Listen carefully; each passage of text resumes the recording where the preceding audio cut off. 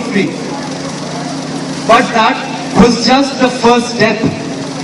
In the past 68 years, development in our country has occurred, but we haven't yet reached the goal of making India as one of the best countries of this world. Yes, today we are competing with the top countries in the field of information technology. Today, we are among the top 5 nations in space science. Today we have credible nuclear weapons and intercontinental missiles.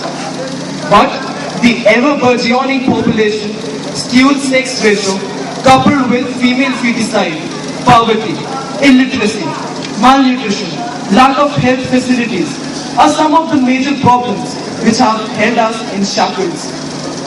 But the youth between 15 and 35 years of age constitutes 65% of the population of India, which gives us a demographic edge over the aging countries of this world, including China.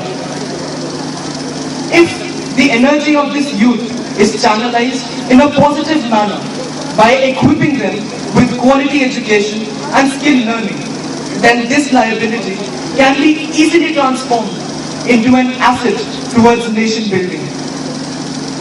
No country is perfect. Their people make them perfect. Japan did it. In just 30 years, they had risen. In just 30 years, they had risen from a medieval country to a global superpower. China did it in the past 50 years, even though they got independence 2 years after India. It is our country, none, but we have to make it perfect. If not for others, then for ourselves, our families, and for the next generation. The Independence Day, as of now, should not be surpassed as just another holiday of our yearly calendar, as most of us, young people, would most likely tend to do, because we won't feel the sufferings that our freedom heroes had to go through to give us a free motherland. Because a country having its own formed government governing her people is not, my friends, the complete definition of independence. It's just a part of it. In these years, India has definitely progressed and evolved as a strong nation in the world's map. But we still have much more to do. A great many obstacles to bring down. As a free nation, it is our responsibility to liberate ourselves from the caste and the religious biases in which we often indulge. Freedom means being free from the shackles of every vice that may hamper our development and cripple our mindset. The youth of this country thus bears tremendous responsibility of acquiring a broad vision. We must not forget that we are the fortunate ones who have born in free India. We do not have to fight for our intrinsic rights, which our freedom fighters have already accomplished. Thus, our responsibilities lie in the enhancing of the richness and growth of our nation.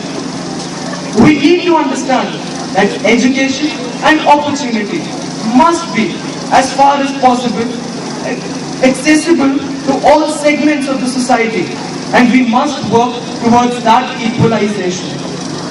Real independence lies not in self-rule, but in the capability to churn the opportunity to build a nation which is not injured by the shackles of casteism, religious intolerance, and illiteracy.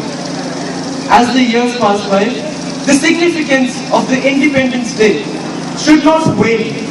Rather, it should mean more to us.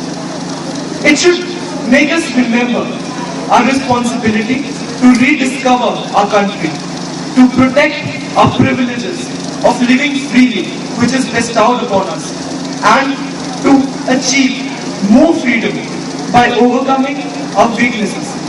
Because this is the best gift that we can give to the next generation.